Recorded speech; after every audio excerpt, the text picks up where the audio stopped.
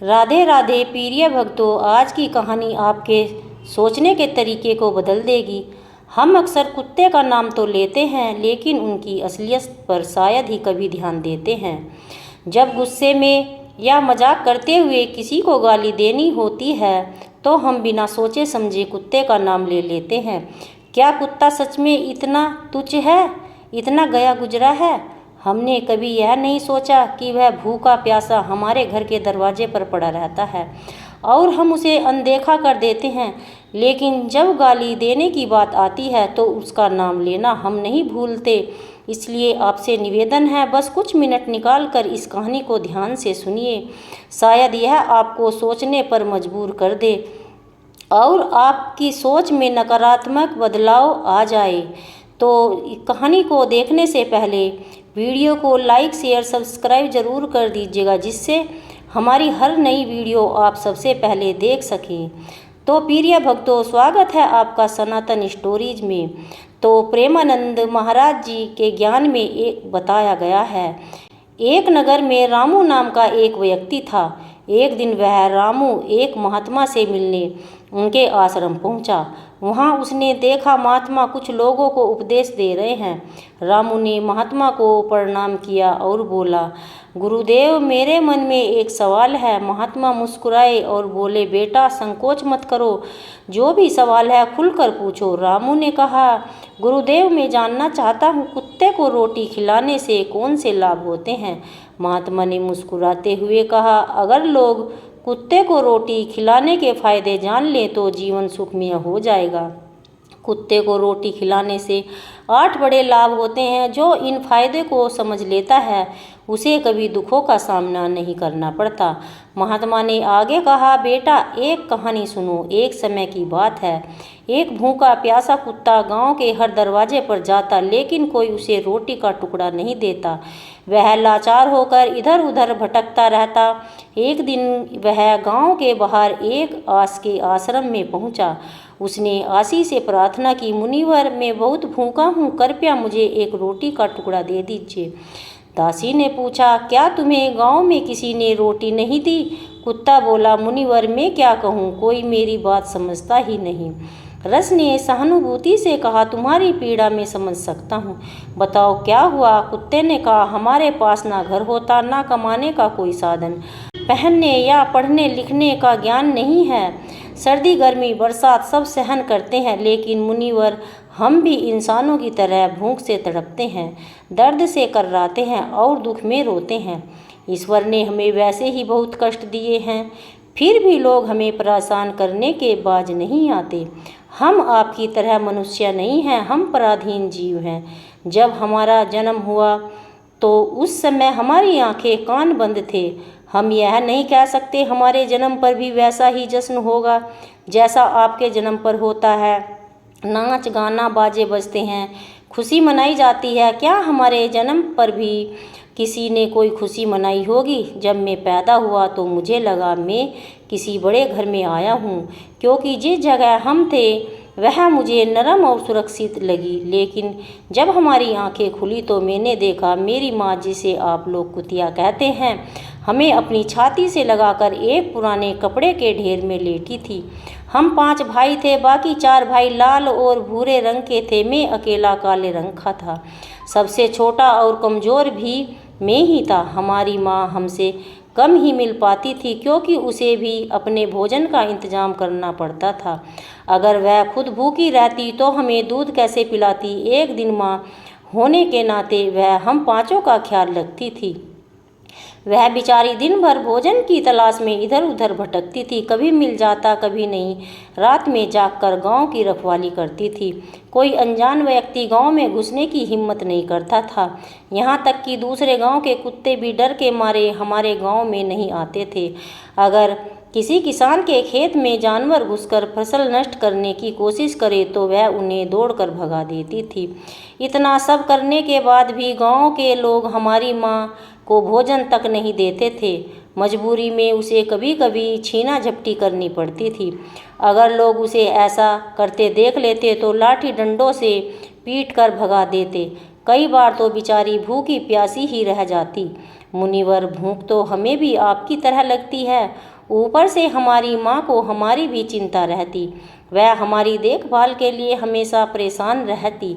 गांव वालों को देखकर भी उसका दिल नहीं पसीजता। मजबूरी में वह चोरी से घरों में घुस जाती। अगर कुछ खाने को मिल जाता तो वही खाकर अपनी भूख मिटाती थी।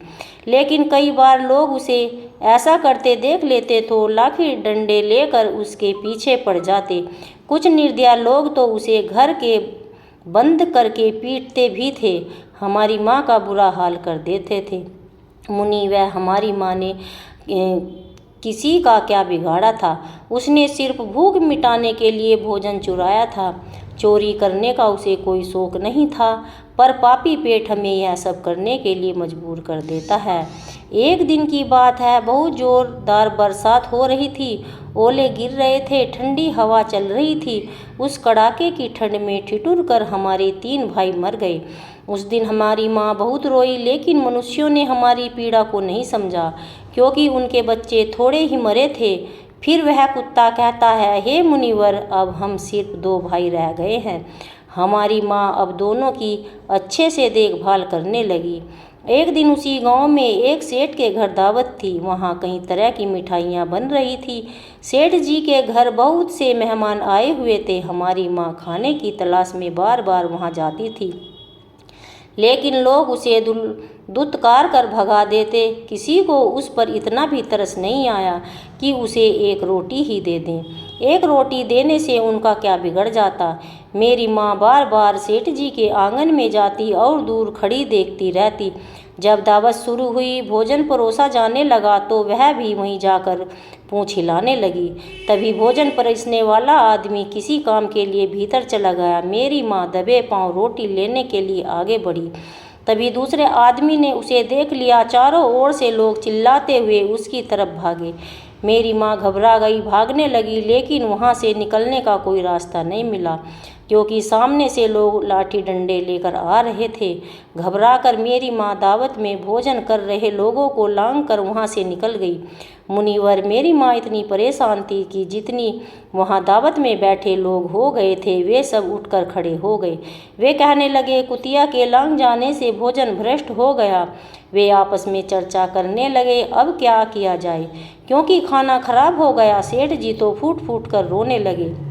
कुछ लोग कह रहे थे, भाई, कुतिया के लांघ जाने से भोजन खराब कैसे हो गया? उसने खाने में मुंह थोड़ी डाला है, वह तो बस ऊपर से लांघ कर गई है। शहरों में लोग तो कुत्ते पालते हैं, उन्हें घर में सुलाते हैं, खाना खिलाते हैं, इसमें कोई बुरी बात नहीं। लेकिन उसमें ये सब कुछ लोग बड़े घरों के थे, उनकी बातों ने किसी की नहीं चलने दी। वे कहने लगे, भोजन तो भ्रष्ट हो गया, अब तो खाने लायक नहीं है। आखिर उन्हीं की बात मानी गई और सारा भोजन गरीबों में बांट दिया गया। उस दिन मेरी माँ खूब पेट भर कर खाना मिला, ऐसा सुख उसने जीवन में कभी नहीं पाया था। लेकिन यही सुख उसके लिए बड़ी मुसीबत बन गया। भोजन करके वह आराम के लिए लेटी थी, तभी सेठ डंडा लेकर वहाँ आ पहुँचा और उसे बुरी तरह पीटने लगा। उसे भागने का मौका भी नहीं मिला। डंडों की चोट से वह दर्द से चिल्लाने लगी। माँ की चीख पुकार सुनकर पत्थर भी पिघल जाता है, लेकिन उस निर्दयी सेठ को जरा भी रहम नहीं आया। वह लगातार पीटता रहा। माँ की आवाज़ पूरे गांव में गूंजने लगी। तब कुछ लोग वहां आए। सेठ जी से बोले, जाने दो, भूख में तो आदमी की भी बुद्धि खराब हो जाती है। यह तो एक जानवर है, इसे अच्छे बुरे का क्या पता, अब इसे मारकर आपको क्या मिलेगा। लोगों के समझाने पर सेठ ने उसे पीटना बंद किया। बड़ी मुश्किल से माँ हमारे पास लौटी। उसने आकर हमें सारी कहानी सुनाई। हम दोनों भाइयों ने सोचा, कुत्ते का जीवन कितना कष्ट भरा है। आदमी एक रोटी के टुकड़े के लिए हमें चारों तरफ पीटता है। कितना निर्दयी है, वे लोग हमारी पीड़ा नहीं समझते। फिर वह कुत्ता कहता है, हे मुनिवर, एक दिन की बात है, उसी गांव के बाहर एक ब्राह्मण ठहरा हुआ था। उसने भोजन के लिए एक जगह चूल्हा बनाया, उस पर दाल चढ़ा दी। उसके बाद उसने आटा गूंथ कर रख दिया। कुएं पर पानी लेने चला गया। इधर मेरी माँ घूमते घूमते वहाँ पहुँच गई। उसने आटा देखा, सोचा शायद इसका कोई मालिक नहीं है, वह सोचकर आटा खाने लगी। उधर ब्राह्मण ने कुएं से देखा और आटा एक कुतिया खा रही है। वह दुखी होकर रोने लगा, क्योंकि वह भी 2 दिन का भूखा और थका हुआ था। कुछ लोगों ने कहा, अरे ब्राह्मण देवता, इस कुतिया ने आपका आटा भी खराब कर दिया। कल इसने सेठ जी की रसोई भी बिगाड़ दी थी। ब्राह्मण दुखी होकर बोला, भाई मुझे क्या पता था यह दुष्ट कुतिया मेरे आटे के पीछे पड़ी है। फिर ब्राह्मण ने लाठी उठाई और मेरी माँ पर टूट पड़ा। माँ ठीक आटा भी नहीं खा पाई, लेकिन लाठियों की मार उस पर बरस पड़ी। महीनों तक यह लंगड़ा लंगड़ा कर घूमती रही। हमें समझ आया कि आदमी कितना स्वार्थी है। हम उनके लिए कितनी मेहनत करते हैं, उनकी रखवाली करते हैं, लेकिन वे हमारी तकलीफ नहीं समझते। आगे वह कुत्ता कहता, हे मुनिवर, हमारी सबसे बड़ी गलती यही है, हम उन्हीं मतलबी इंसानों के अधीन रहना चाहते हैं जो हमें दुख देते हैं। जब हमें प्यार और सहानुभूति से देखने वाले भी लोग होते तो, लेकिन हम उसके कितने काम आते, यह हम कभी नहीं जान पाते। भक्तों, कुत्ते न केवल हमारे घर की सुरक्षा करते हैं, बल्कि वे हमारे जीवन में कई अन्य सकारात्मक प्रभाव भी डालते हैं, जिनके बारे में बहुत कम लोग जानते हैं। महात्मा ने कहा है कि यदि मनुष्य कुत्ते को रोटी खिलाने के महत्व को समझ ले तो वह जीवन में कई संकटों को से बच सकता है। आज मैं आपको बताऊंगा कुत्ते को रोटी खिला के 8 ऐसे लाभ जानकर आप हैरान रह जाएंगे। जब घर में रोटियां बनती हैं, पुरानी परंपरा के अनुसार पहली रोटी गाय के लिए, आखिरी रोटी कुत्ते के लिए रखी जाती है। महात्मा का कहना है यह नियम भगवान ने बनाए थे, लेकिन आजकल लोग इन नियमों को भूल चुके हैं। इसका नकारात्मक असर उनके जीवन पर पड़ता है। पहला फायदा, कुत्ते को रोटी खिलाने से घर के ग्रह दोष कम हो जाते हैं। महात्मा के अनुसार यदि शनि की महादशा चल रही हो तो कुत्ते को रोटी खिलाने से शनि का प्रभाव कम हो जाता है और व्यक्ति की मुश्किलें आसान हो जाती हैं। दूसरा फायदा, कुत्ते को रोटी खिलाने से आपकी किस्मत चमक सकती है, घर में नकारात्मक ऊर्जा का नाश होता है। तीसरा फायदा, वह एक ऐसा कदम है जो माँ लक्ष्मी की कृपा को आकर्षित करता है और में कभी धन की कमी नहीं होती। चौथा फायदा, कुत्ते को रोटी देने से कर्ज से मुक्ति मिल जाती है, यदि पहले से कर्ज में है, और इससे छुटकारा पाने में मदद मिल सकती है। पांचवा फायदा, जब आप कुत्ते को नियमित रूप से भोजन देते हैं तो यह आपके व्यापार में प्रगति लाता है।